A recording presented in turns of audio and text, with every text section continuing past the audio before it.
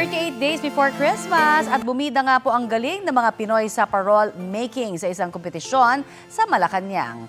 Damang-dama na rin ang diwa ng Pasko sa isang pasyalan sa San Jose, Nueva Ecija.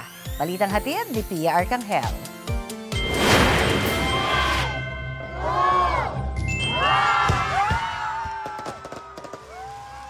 Buhay na ang diwa ng Pasko sa San Jose, Nueva Ecija sa pagpapailaw ng giant Christmas tree.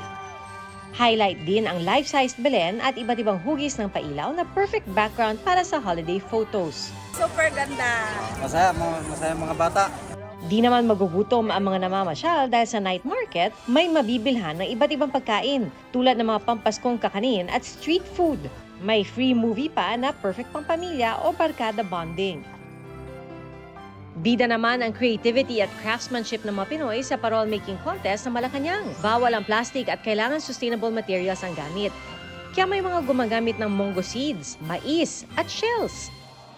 May mga parol namang hindi lang pailaw ang pang-agaw at tensyon, kundi pati ang kakaiba nilang hugis at animated na disenyo. Idinisenyo ang mga parol alinsunod sa temang Ilaw ng Bayan, Parol ng Pag-asa at Pagkakaisa. Kabilang sa judges si GMA Network Senior Vice President Attorney Annette Gozon Valdez. Ang makakakuha ng first prize mag-uuwi ng 1 milyong piso. Lahat naman ng entry ay ipapalamuti sa Christmas tree ng palasyo. Ia-anunsyo ang winners sa Malacanang Christmas tree lighting ceremony. Pia Arcangel nagbabalita para sa GMA Integrated News.